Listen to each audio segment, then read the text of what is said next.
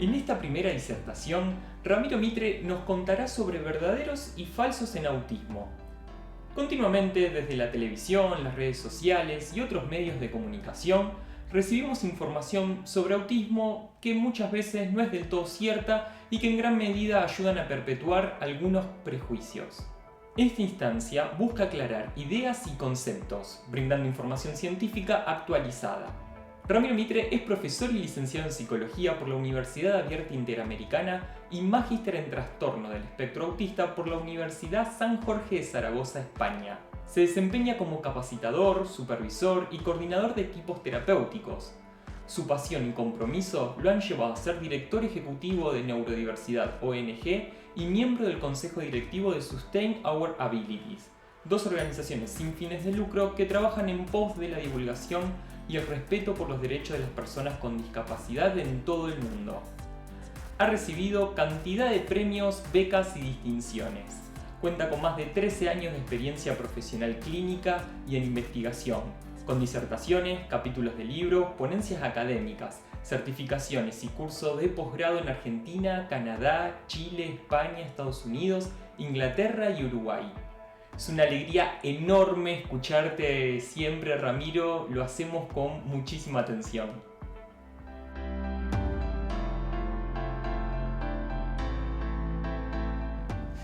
Hola otra vez, ahora sí, oficialmente inaugurada la jornada, vamos directamente a nuestro tema. Tenemos muchas cosas para ver por delante. Dependiendo de cuál sea el rol de cada uno de ustedes, quisiera hacerles algunas preguntitas. Si son profesionales o estudiantes, ¿cuántos de ustedes estudiaron en profundidad al autismo en sus carreras? ¿O cuántos siquiera lo vieron en algún momento de sus carreras? Si son madres, padres o familiares de personas con autismo, ¿cuánto conocían antes de recibir el diagnóstico? O si ustedes mismos tienen autismo, ¿cuánto sabían antes de recibirlo? Si son educadores, ¿cuánta capacitación tuvieron durante su formación? Aunque por la sincronía es obvio que no puedo conocer sus respuestas, estoy segurísimo de que son bastante desalentadoras. Y los entiendo porque también me pasó cuando comencé mi carrera. Ok, sé que el autismo me interesa mucho, pero ¿por dónde empiezo? Hay muchísimo por leer, hay tanto por conocer, son tan diferentes los casos entre sí. Además hay tantos modelos terapéuticos, ¿dónde encuentro información confiable? ¿Qué terapia es la mejor? ¿Me quieren vender una cura? ¿Esto significa que es una enfermedad? Porque escuché que era un trastorno o una condición. ¡Ah, qué difícil! Mi intención es responder estas y muchas otras preguntas que suelen aparecer para que podamos aclarar también algunas falsas creencias. Para conservar la mayor rigurosidad posible, me voy a apoyar en investigaciones científicas publicadas, obviamente. Podemos discutir mucho acerca de las fuentes de información, podemos discutir también acerca de las maneras en que se divulga esta información, y la realidad es que no hay métodos infalibles. Incluso dentro del mundo científico hay muchas idas y vueltas. Lo que hoy es consenso, hace algunos años se concebía de otra manera y viceversa. Pero es justamente esa posibilidad de cambio la que permite que avance el conocimiento. Infalible, como dije, no hay nada, pero al menos este modelo nos permite seguir avanzando. La objetividad no es posible y siempre va a depender de cómo se mire. Entonces, para eso lo que hace la ciencia es establecer criterios y métodos para poder arribar a consensos. Y me gusta mucho esa palabra porque permite que no hablemos de cuestiones dogmáticas. Si yo, como investigador que sigue todos los pasos necesarios del método científico, establezco determinada hipótesis, publico estos hallazgos, permito que otro investigador u otra investigadora los revise, que vuelva a investigar lo que yo acabo de publicar y que refute o acuerde con eso que yo acabo de decir. Así es como avanza la ciencia, y por eso es importante que estemos actualizados. Por supuesto, el hecho de que la ciencia avance y nos obligue a estar al corriente, en algún punto también hace que las cosas sean más difíciles. Por un lado, el autismo es complejo de entender para quien recién inicia en el tema. Es un tema muy amplio, es un tema muy abstracto. Hay tantas manifestaciones, tantas consideraciones, tantas posibilidades que ya de por sí es una cuestión difícil. Pero si a eso le agregamos que la ciencia avanza, que los términos cambian, que los criterios clínicos se modifican, que aparecen nuevos modelos terapéuticos también, y muchos otros etcéteras, es lógico que sea difícil de comprender. Así que les propongo que toquemos muchos de estos puntos relevantes, que desmitifiquemos algunas cuestiones y, por qué no, que descubramos cosas nuevas. ¿Les parece?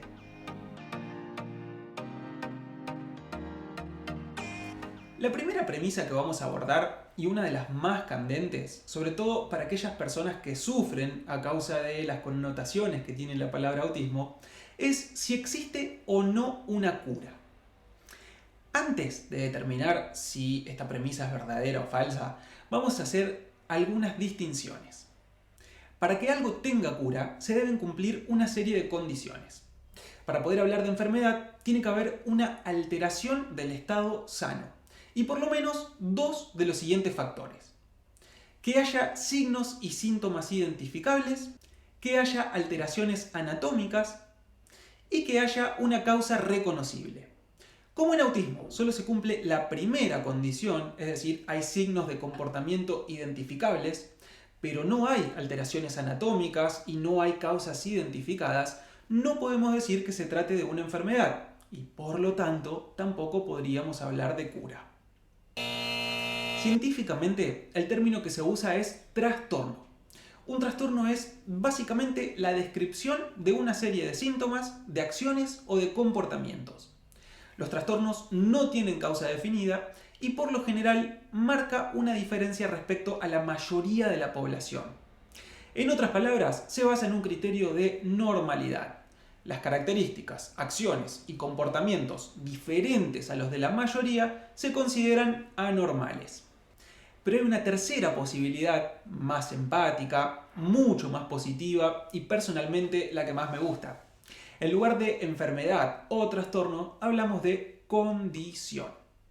Si no es una enfermedad, si no se puede curar, si depende de los estándares del funcionamiento de la mayoría, entonces es una característica propia de la persona. Una manera diferente de ser y de estar en el mundo. Una manera diferente de procesar la información.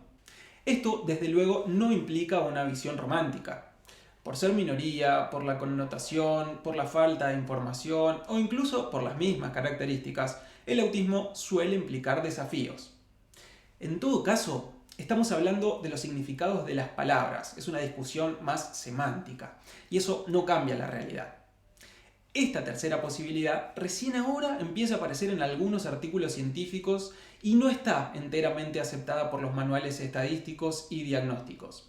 Pero quiero nombrarla porque me parece que si empezamos a cambiar esta mirada un tanto más patológica, vamos a beneficiar mucho a muchas personas y a muchas familias.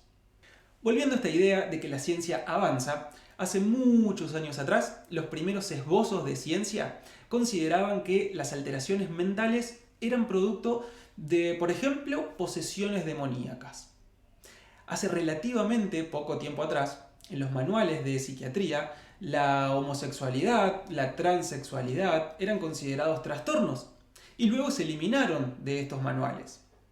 Impulsado en gran medida por la misma comunidad autista, el término condición lo que busca es sacar ese tinte tan negativo. No hay nada malo en el autismo si le damos a cada persona lo que necesita para poder desenvolverse en su comunidad. Más adelante vamos a hablar de neurodiversidad para seguir aportando a esta idea. El autismo se da solo en niños. Quizás esta creencia se apoya en el hecho de que hace unos cuantos años la categoría diagnóstica que se utilizaba en los manuales de psiquiatría era autismo infantil. Por aquel entonces, las teorías explicativas hablaban de madre celadera, hablaban de fallas en el vínculo temprano, por lo que de alguna manera se creía que era algo propio de la niñez. En la medida en que fue evolucionando el conocimiento, se empezó a pensar en el autismo como una condición del neurodesarrollo. Y hoy sabemos que acompaña a la persona a lo largo de toda su vida. Si bien los criterios clínicos establecen que para poder arribar a un diagnóstico las características deben estar presentes antes de los 3 años, eso no significa que no se pueda diagnosticar más adelante. De hecho, hay miles de personas que llegan al diagnóstico en su edad adulta, por ejemplo. Como el diagnóstico se hace en función de déficits, y voy a volver sobre esto más tarde, aquellas personas que pueden camuflar o enmascarar sus características puede que pasen más desapercibidas. Eso bajo ningún punto de vista significa que no tengan autismo, y mucho menos que la pasen mejor. De hecho, gran parte del sufrimiento de los adultos autistas se liga justamente a la ansiedad o a la depresión que genera tener que adaptarse a un mundo que funciona de una manera tan diferente a la que funcionan ellos. Es importantísimo pensar en la adultez.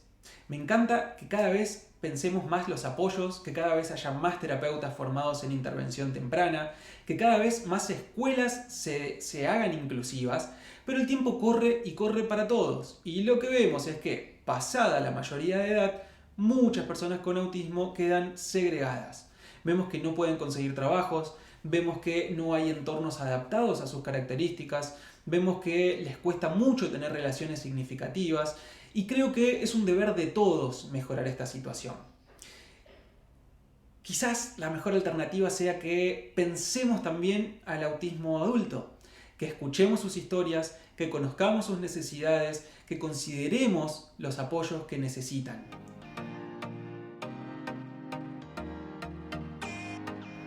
Las primeras publicaciones científicas de los principales referentes del autismo, Leo Kanner en Estados Unidos y Hans Asperger en Austria, describían allá por la década de 1940 exclusivamente a niños varones, por lo que en un principio se creyó que afectaba solamente a esta población. Luego se descubrió que había mujeres que también presentaban la condición. Incluso algunos se aventuraron a decir que en las mujeres el cuadro era más severo. Este es otro mito sobre el que vamos a charlar en un ratito. Y las estadísticas clásicas sostenían que la proporción entre hombres y mujeres con autismo era de aproximadamente 4:1. Al parecer, no solo estos números no reflejan la realidad, sino que el patriarcado hizo de las suyas también en este sentido. Por empezar, se desconoce a una gran profesional llamada Grunia Yukhareva que trabajó en Moscú y que hizo descripciones de autismo 20 años antes que Kanner y Asperger. A pesar de que sus criterios se asemejan muchísimo a los que empleamos hoy en la actualidad, hace relativamente muy poco tiempo que se redescubrió su obra. Al margen de este triste hecho, puede que haya determinados factores que incidan en el diagnóstico de niñas y de mujeres. En particular, las características del autismo parecen ser diferentes. Esto nos lleva a pensar que las herramientas estandarizadas no identifican correctamente a las mujeres. Por otro lado, hay factores socioculturales que se asocian a lo femenino y que de alguna manera sesgan el juicio clínico. Y fundamentalmente, las mujeres son mucho más capaces de imitar comportamientos neurotípicos y camuflar o enmascarar sus características, lo que impide muchas veces el diagnóstico oportuno. Aunque cada vez más la proporción entre hombres y mujeres se va achicando, estadísticamente sigue habiendo más varones. Solo el tiempo, los avances en herramientas de detección con una buena perspectiva de género y estadísticas con menos sesgos nos van a decir cuál es la verdadera proporción o si se presenta en todas las personas con la misma frecuencia.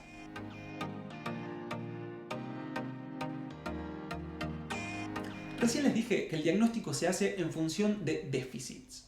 Técnicamente, para cumplir con los criterios clínicos, hace falta que existan deficiencias persistentes en la comunicación social y en la interacción social en diversos contextos. Esto incluye tanto alteraciones en la reciprocidad socioemocional como desafíos en aspectos no verbales de la comunicación y déficits también en el desarrollo, mantenimiento y comprensión de las relaciones. También deben aparecer patrones restrictivos y repetitivos de comportamiento, intereses o actividades, esto es, movimientos, uso de objetos o habla estereotipados, inflexibilidad o insistencia en rutinas, intereses muy restringidos y alteraciones en el procesamiento sensorial. Estos síntomas tienen que estar presentes en las primeras etapas del desarrollo y un punto clave es que deben limitar o causar deterioro en diferentes áreas del funcionamiento. Y creo que este último punto es clave. Si contamos con entornos adaptados, si cada persona tiene los apoyos que necesita y si puede participar de su medio, entonces no se cumplen el resto de los criterios. Y acá es donde se da una discusión muy candente, sin respuesta inequívoca al día de hoy, pero si ya no se cumplen los criterios de autismo, entonces ¿el autismo se revirtió? Técnicamente no, porque como dijimos, el autismo es parte de la persona. Tiene que ver con cómo esa persona procesa la información. Pero si lo juzgamos desde un punto de vista deficitario, que es el que usan los manuales diagnósticos y estadísticos, cuando no hay más limitación, no hay más diagnóstico. Por este mismo motivo es que muchas personas con autismo, especialmente autodefensores, no quieren que el autismo sea catalogado como una patología. En resumen, entonces, técnicamente es posible revertir las limitaciones del autismo, pero eso no significa que la condición desaparezca. En todo caso, me gustaría que más que buscar esa cura que no existe o la reversión de los síntomas, pensemos en la calidad de vida. Sin importar cuál sea nuestra condición, es importante que todos vivamos una vida plena, y no hay diagnósticos que limiten esa posibilidad. En todo caso, hay sociedades que no están preparadas, y por eso el compromiso tiene que ser de todos.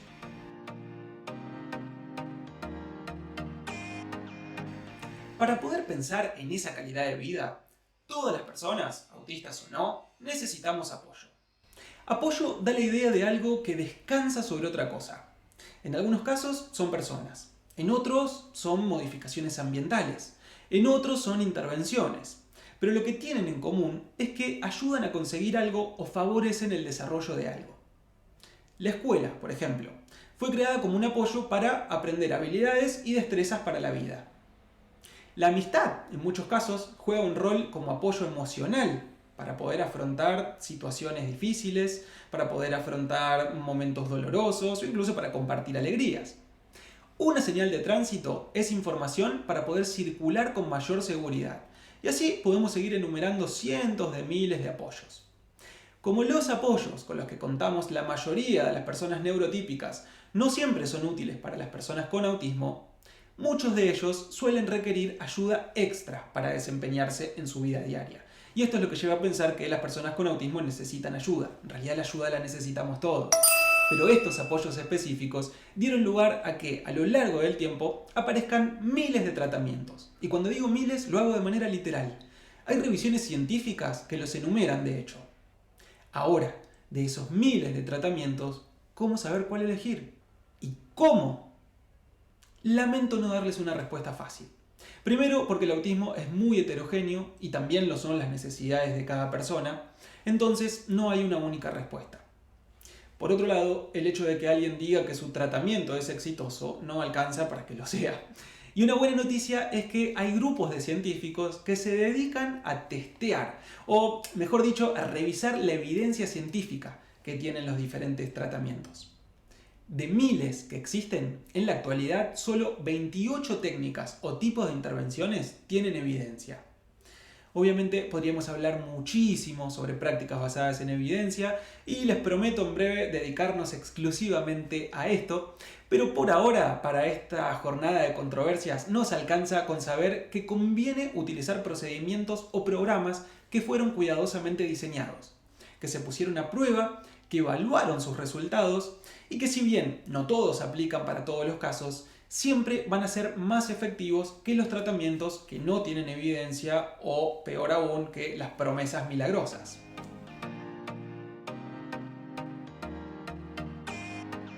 Ya me adelanté y les dije que el autismo no tiene una causa ciertamente definida. Entonces, cuando escuchamos que el autismo se produce por una encefalopatía metabólica, por vacunas, por falta de nutrientes, por determinado gen o, peor aún, por madres o progenitores que no pudieron establecer buenos vínculos tempranos, como mínimo tenemos que desconfiar. Obviamente, un origen hay, porque el autismo existe. Ahora, si se debe a factores genéticos, a factores ambientales, a la interacción entre ellos, eso todavía es lo que no está claro. La hipótesis más fuerte es que el origen es multicausal, es decir, coinciden una serie de factores. Hay muchos estudios genéticos con fuerte evidencia, pero ciertos componentes ambientales que despiertan esta predisposición genética o no. Y por supuesto, muchas líneas de investigación que se centran casi exclusivamente en las causas del autismo. Otra vez, la importancia de la ciencia.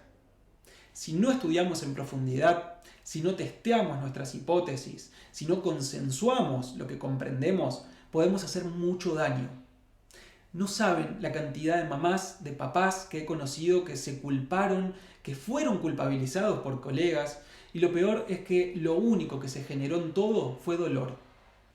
Con el auge antivacunas, especialmente después de un artículo que ligaba al autismo con la vacuna triple viral, hubo epidemias de sarampión en lugares donde ya había sido erradicado. Esta hipótesis está rotundamente descartada desde hace años. No hay una sola evidencia de que las vacunas causen autismo y, sin embargo, mucha gente elige no vacunar a sus hijos por miedo a que tengan autismo. No sé ustedes, pero a mí me daría mucho más miedo exponerlo a enfermedades mortales. Hipótesis hay cientos, si no miles, desde contaminación ambiental, pasando por exposición a determinados agentes durante el embarazo, hasta complicaciones durante el parto o intoxicaciones con mercurio. La realidad es que no hay evidencias concluyentes aún. Estudios sobran, pero ninguno es contundente. Entonces, más que enfocarnos en las causas, conviene otra vez pensar en los apoyos. La realidad está, no importa cuál es el origen, veamos qué podemos hacer para mejorar.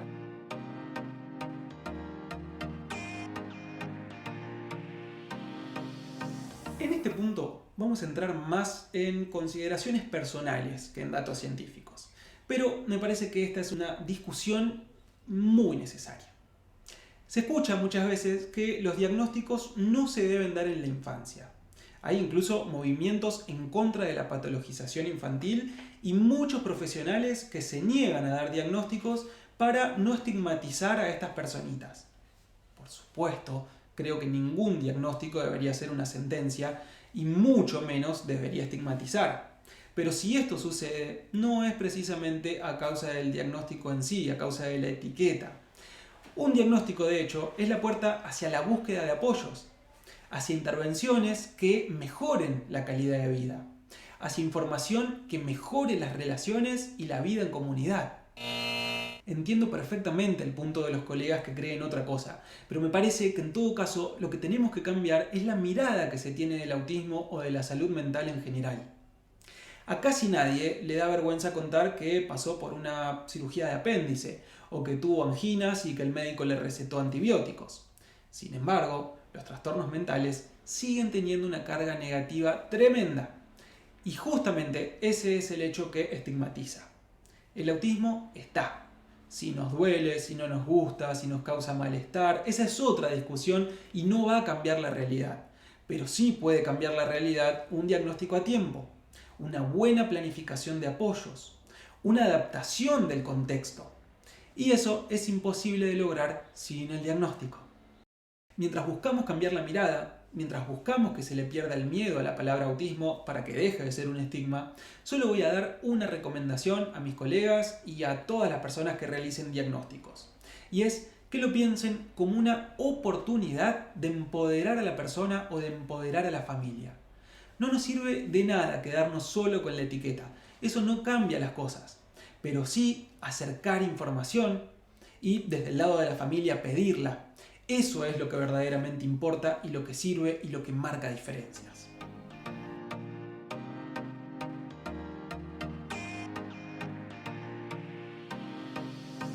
Que el autismo sea un estigma es más que nada una cuestión semántica. Tiene que ver con el peso de la palabra. De ahí que muchas personas no quieran ser llamadas autistas o no quieran que se les diga así a sus hijos o hijas. Obviamente, el tratamiento respetuoso implica que siempre nos refiramos a los demás ante todo como personas.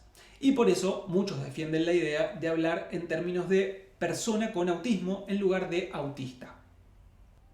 Pero resulta que hay un gran grupo que dice, no, el autismo es parte de mí, de mi esencia, no me lo puedo sacar. Y por lo tanto, no tengo autismo, soy autista.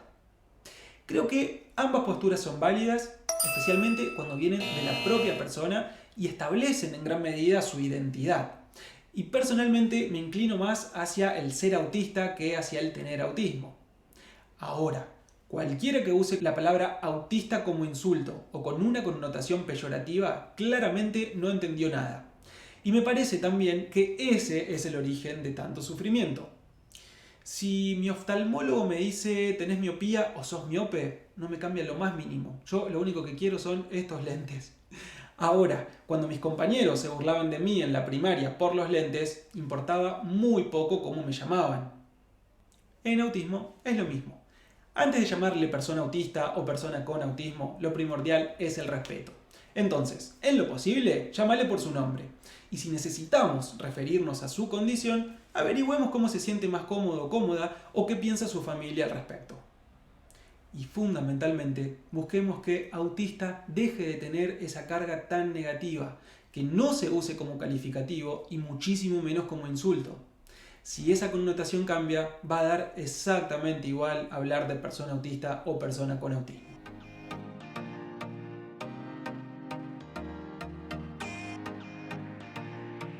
Podría estar varias horas hablando acerca de las diferencias entre los seres humanos. Podría, pero no los quiero aburrir, así que voy a ser muy breve en este punto. Si bien es cierto que hay rasgos de personalidad y características individuales que nos hacen más o menos sociales, más o menos estructurados, con determinados intereses o inclinaciones, también hay hitos del desarrollo que son esperados, que son un parámetro de normalidad. Normalidad entendida en el sentido mayoritario, jamás como un juicio de valor, ¿sí? Entonces, cuando escuchamos frases del tipo todos somos un poco autistas, es de algún modo banalizar la condición y en muchos casos hasta invalidar las experiencias, las vivencias y las identidades de quienes tienen esta condición. Así como digo que hay que perderle el miedo y sacar la connotación negativa, también debemos ser rigurosos, justamente para evitar la desinformación, para no caer en estereotipos y para no trivializar una cuestión que es muy seria.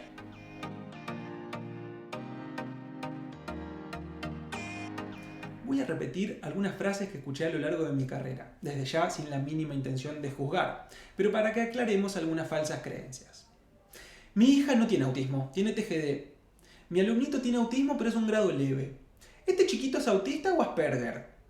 En primer lugar, vamos a decir que la condición es una sola, por lo que no se puede tener más o menos autismo, no existen grados y no puede ser más profundo o más leve.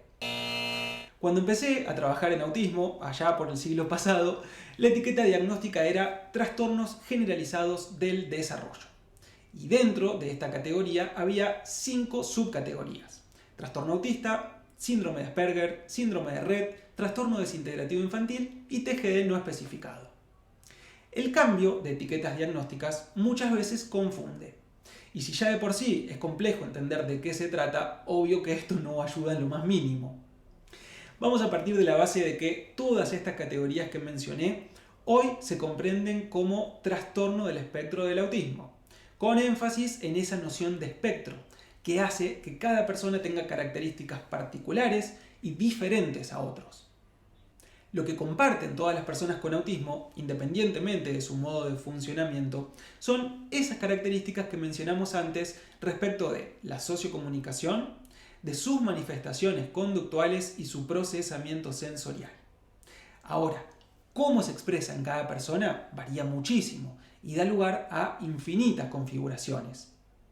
Cuando escuchamos más leve, más severo, de alto funcionamiento o de bajo funcionamiento, en realidad son atribuciones un tanto capacitistas, les diría, porque lo que hacen es comparar el desempeño de la persona autista con el desempeño de la mayoría. Lo que establecen los manuales diagnósticos no son grados de autismo, sino niveles de severidad para cada una de estas áreas.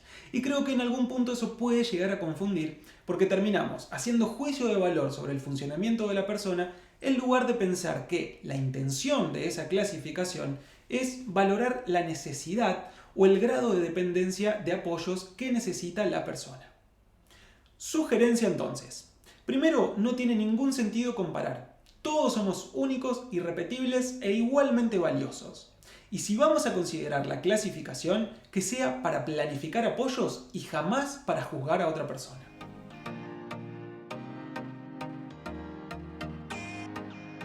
¿Escucharon alguna vez que hoy todo es autismo? ¿O que, como los diagnósticos se hacen en internet, hay sobrediagnósticos? Y los profesionales vemos autismo por todos lados. Esto se aleja mucho, pero mucho de la realidad. En primer lugar, los estudios epidemiológicos sistemáticos y bien realizados estiman que la prevalencia de autismo es de una persona cada 54. Piensen ustedes a cuántas personas conocen y cuántas de ellas tienen autismo, y seguro que esa proporción no les da 1 en 54. Eso muestra que, lamentablemente, muchas personas no llegan a su diagnóstico, o llegan de manera tardía, o no pueden conseguir los apoyos que necesitan. En segundo lugar, el diagnóstico es clínico, y aunque se están perfeccionando las técnicas de evaluación y hay mucho camino por recorrer, mientras se siga pensando como una condición de la salud, solo los profesionales capacitados a esos fines pueden realizar evaluaciones diagnósticas ajustadas a los parámetros de la comunidad científica. Otra vez, volvemos a esta idea de consenso.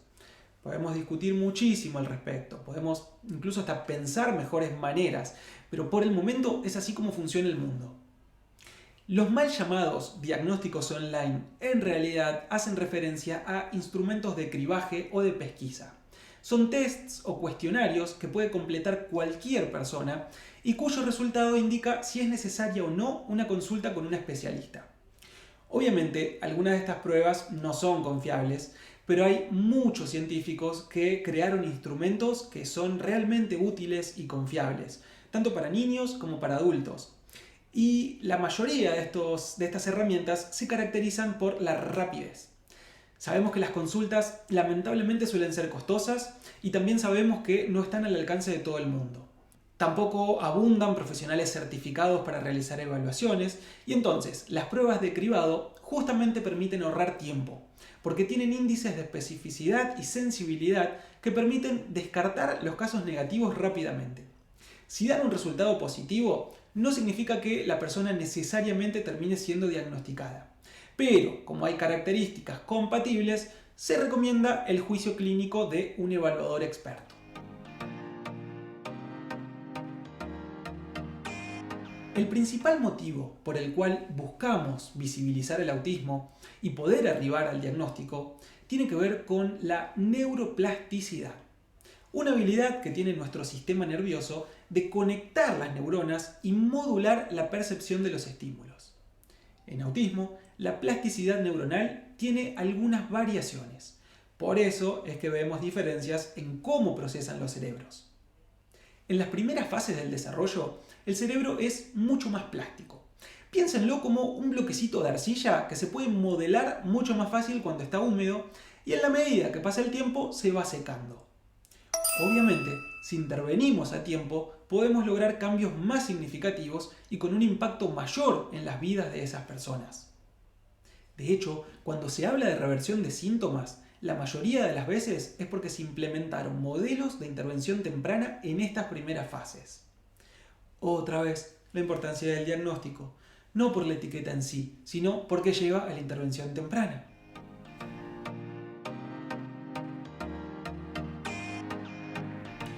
Una de las cosas que más me enoja es cuando se juzgan erróneamente comportamientos del autismo. Primero, porque me molesta mucho la injusticia, pero especialmente porque por falta de información se termina perpetuando el estigma del que hablábamos antes. Voy a ir rápidamente mencionando algunas frases que escuchamos habitualmente y desde ya aclarando que son rotundamente falsas. Las personas con autismo están en su mundo. Si pensás eso, nunca estuviste cerca de una persona con autismo. Que no maneje tu mismo código lingüístico, es decir, que no hable o que no se comunique como vos, no significa que está en su mundo. Obviamente, el no entender el lenguaje o tener desafíos para poder comprenderlo, o la misma confusión que pueden generar muchos comportamientos o pautas sociales neurotípicas, pueden llevar a cierta evitación, y creo que es lógico. Imagínense ustedes viviendo en un lugar donde no entendemos qué pasa. ¿Por qué? ¿Qué nos dicen? ¿Qué pretenden de nosotros? Sin la posibilidad además de encontrar alternativas de comunicación.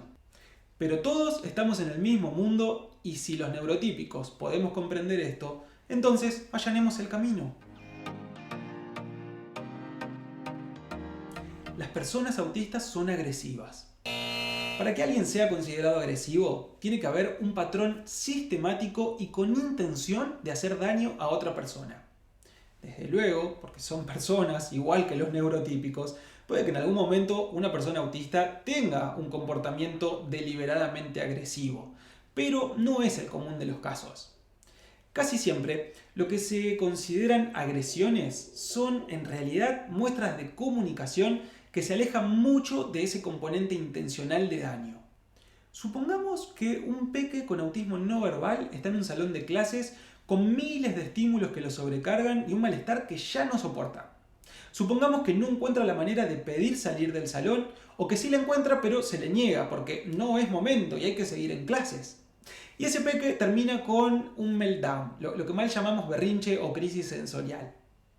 Puede que para canalizar tanto malestar golpee una silla o muerda a alguien, algún compañero o puede que algún maestro o a sí mismo. En ese momento, considerando la situación, lo dejan salir al patio. Y sin quererlo, lo que le están enseñando es que golpeando o mordiendo puede salir. Entonces la próxima vez no va a demorar tanto en morder o pegarle a otra persona. Y no porque sea su intención, sino porque de ese modo consigue lo que quiere. Si conoces a alguna persona autista que creía ser agresiva, urgente considera trabajar la comunicación. Hay muchas maneras de revertir esa situación y muchos recursos que se pueden implementar para que todos la pasen mejor. Las personas con autismo no tienen empatía. He escuchado y leído varias veces que existe la creencia de que las personas autistas no tienen sentimientos, o que son frías, que son distantes, que no pueden ponerse en el lugar de otro. Aunque muchas personas con autismo tienen desafíos en lo que llamamos teoría de la mente, es decir, en la capacidad de poder atribuir pensamientos, estados mentales e intenciones a otras personas, esto no incide en su capacidad de registrar los estados emocionales. Por el contrario, muchas personas autistas son extremadamente empáticas, extremadas al punto de sufrir demasiado por los demás. Hace algunos años, la mamá de un pacientito me contó que el peque se había dado cuenta de que su profesora estaba triste y le preguntó si le pasaba algo. El resto de los compañeros nunca registró siquiera la situación, pero cuando ella le contó que hacía unos días había fallecido su papá, mi Franchu se largó a llorar, la abrazó y le dijo: «Maestra, me duele mucho su dolor». La creencia de que en autismo no hay empatía se desprende de la confusión en torno a la alexitimia, es decir, la incapacidad de identificar emociones, tanto propias como ajenas.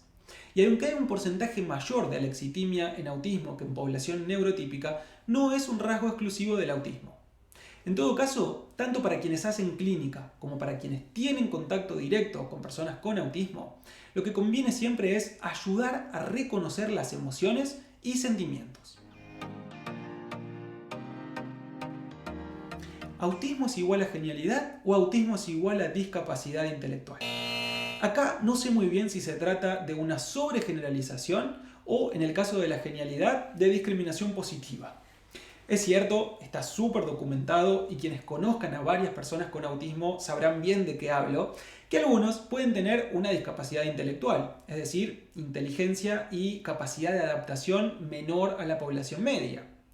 Y que también muchos tienen habilidades sorprendentes, de pensamiento visual, de memoria, relacionadas con la música o incluso con la experticia que desarrollan en determinados temas de su interés. De ahí a creer que todos son genios o que todos tienen discapacidad intelectual hay un gran trecho. En rigor, hay genios autistas, como también hay personas autistas con discapacidad intelectual, como hay genios sin autismo y personas con discapacidad intelectual sin autismo. Quizás por el hecho de no estar dentro de los parámetros mayoritarios, las habilidades que desarrollan también pueden ser diferentes. Y eso, ante los ojos de los que tenemos más o menos las mismas habilidades, tiene un tinte de genialidad. Con esto lo único que digo es que no generalicemos, porque aquella persona autista no genia, que muchas veces la pasa mal, la va a pasar peor si encima le hacemos creer que tiene que ser genial. Y bajo ningún punto de vista quiero desalentar que se valoren los talentos. Al contrario, cuanto más podamos descubrir los intereses, cuanto más podamos descubrir las aficiones, las potencialidades, mucho mejor y más plena va a ser la vida para esa persona. Pero recordemos que los extremos o los absolutismos casi siempre son dañinos. Las personas con autismo no pueden. Acá completen con todo lo que se les ocurra. No pueden estudiar, no pueden trabajar, no pueden tener pareja, no pueden ser padres, no pueden vivir solos, no pueden valerse por sí mismos, no pueden. Claro, si partimos de que el diagnóstico se hace en función de déficits, tiene un poquito de lógica que muchos piensen así. Pero la realidad es que nadie debería tener techo y a nadie se le deberían negar las oportunidades de nada. Lo que sí ocurre, y tristemente en la mayoría de los casos, es que no contamos con entornos preparados. No contamos con adecuaciones para los estilos propios del autismo. No contamos con los apoyos que muchos necesitan. La niña con autismo que no puede aprender no es porque tiene limitada su capacidad. Probablemente sea porque la escolarización tradicional no se ajusta a sus características. Si su procesamiento de información es visual y sus educadores solo hablan, difícilmente llega a comprender lo que se le está explicando. El adulto con autismo a quien se le negó el trabajo porque no miró a los ojos a su entrevistador probablemente hubiera sido el mejor analista de esa empresa. Pero como ese empleador no conocía de autismo, solo siguió los estándares sociales y lo juzgó de falto de habilidades sociales. Y así se perdió una capacidad de sistematización única. Yo sé que el autismo me fascina y que tiendo a ver todo lo positivo que hay en cada persona autista y se los recomiendo como filosofía de vida más allá del autismo. Pero de verdad que si vemos más allá de las limitaciones y si pensamos que esas limitaciones no son propias de la persona, sino de los entornos, la vida es más fácil y más linda para todos. ¿Quién soy yo para decir qué puede o qué no puede hacer otra persona? Conocí a niños que empezaron a hablar a los 10 años. Adultos con grandes necesidades de apoyo que se graduaron de la universidad y muchísimos otros tantos que, sin haber conseguido lo que para la mayoría son logros, pudieron lograr muchísimo más que la mayoría. Recordemos que el sentido de éxito se logra al cumplir las propias metas y los propios objetivos. Y desde ese punto de vista, ¿qué sentido tiene seguir lo que otros consideran éxito? La mayor parte del sufrimiento ligado al autismo se debe más a esos estándares que a la propia condición. Y entiendo que hay habilidades que nos ayudan muchísimo. No da lo mismo hablar que no hablar, porque el mundo es mayoritariamente verbal. Pero eso no significa que la persona no pueda comunicarse. Si nos quedamos con el no puede hablar, lo limitamos para siempre. En cambio, si pensamos en alternativas de comunicación, la cosa cambia y sacamos ese techo. Muy ligado con esto, quiero abordar un último error conceptual y que me toca muy de cerca como divulgador y ferviente apasionado del término. La neurodiversidad es una manera más linda de llamar al autismo. Ok. Es cierto que el concepto de neurodiversidad comenzó a emplearse dentro de la comunidad autista, pero no es un eufemismo, no es un término políticamente correcto, es un hecho. No me quiero extender demasiado porque seguro están tan ansiosos como yo por escuchar el resto de las presentaciones de esta jornada y hay gente muy querida que va a hablar sobre estos y otros temas, pero déjenme contagiarles un poquito mi pasión por este concepto, porque de verdad creo que puede cambiar muchas vidas si lo llevamos a la práctica. Aunque tiene diferentes acepciones y muchísimas implicancias, creo que es sencillo comprender a la neurodiversidad desde su etimología. Llamamos neuro a todo lo relacionado con el cerebro y la mente y diversidad hace alusión a la variación, a las diferencias. Por lo tanto, no hace falta aclarar que neurodiversidad es justamente la variación del funcionamiento del cerebro y las mentes humanas. Ahora, neurodiversidad no es sinónimo de autismo. Es algo mucho más amplio que incluye desde luego el autismo, pero que también incluye otras variaciones. Y también incluye a quienes funcionan como la mayoría. Y ahí es donde está la riqueza del término. Dejamos de juzgar en términos de mayorías y minorías para incluirnos todos dentro de este concepto. Vos neurotípico, yo con trastorno de ansiedad generalizado, él con autismo, ella con dislexia y todos y cada uno de los seres humanos. En lo que nos iguala el término es en la idea de que todos somos valiosos sin importar nuestra configuración neurológica, o mejor aún, por esa configuración neurológica. El tema es que mientras sigamos pensando en términos de mayoría, vamos a seguir teniendo minorías que no se benefician de la escuela, o que quedan por fuera de los espacios laborales, o que no pueden construir relaciones significativas. Si quieren profundizar, los invitamos a que nos sigan o a que nos sigan siguiendo en redes, que visiten nuestra plataforma de cursos, que se anoten en las diferentes iniciativas como el curso gratuito Neurodiversidad, un concepto que nos incluye a todos. Y especialmente a que difundan esta mirada y los recursos que compartimos. En nombre de todos los que hacemos Neurodiversidad ONG, les dejo un abrazo inmenso y un gracias más grande. Gracias por estar ahí, gracias por informarse, gracias por apostar al conocimiento y la eliminación de barreras y en definitiva, gracias por buscar un mundo más justo. Recuerden siempre que no hace falta ser experto en autismo para comprenderlo y mucho menos para ayudar a las personas con autismo. Sigamos aprendiendo mucho y nos vemos en la próxima.